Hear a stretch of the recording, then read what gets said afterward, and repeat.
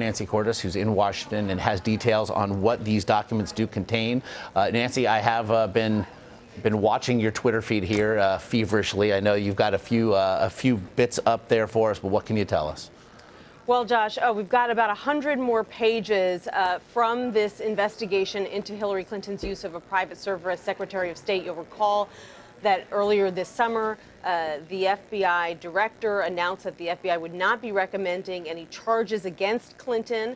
They didn't see enough evidence to prosecute, but still a lot of fascinating details in this investigation, including one interview that I'm reading through right now with a diplomatic security agent at the Department of State who told FBI investigators that Hillary Clinton, in this agent's words, frequently and blatantly disregarded diplomatic protocol when traveling overseas. According to this agent, it was standard procedure that when a Secretary of State went to a foreign country, that the secretary would ride with the local U.S. ambassador to various events, and that this is something that the ambassadors were used to. But the agent says that typically when Hillary Clinton would travel to foreign countries, she would choose instead to ride with her close personal aide, Huma Abedin, instead of the U.S. ambassador, which this agent said caused a lot of embarrassment and frustration on the part of these ambassadors who were used to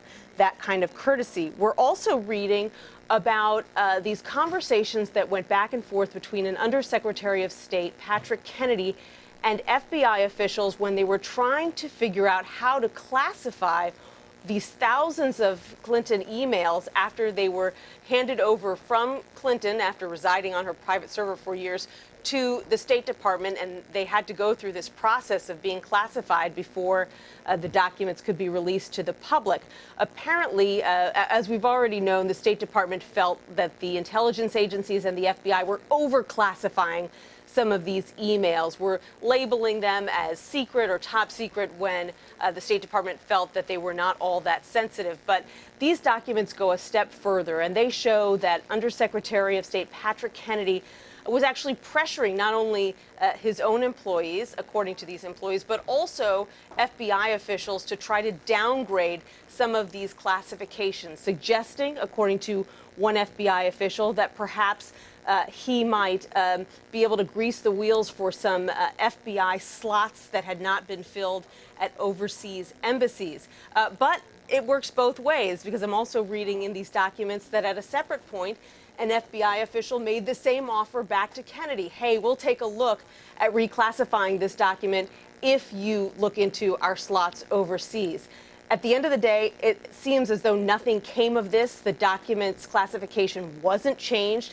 It remained secret, but it does show how intense the argument was over what levels of classification should be imposed on these documents. And the reason that it was so sensitive, Josh, is because obviously the higher the classification level, the more embarrassing it would be for Hillary Clinton to have kept these documents on her server for all those years, and the more embarrassing it would be for State Department officials who hadn't pushed her to hand those documents over either.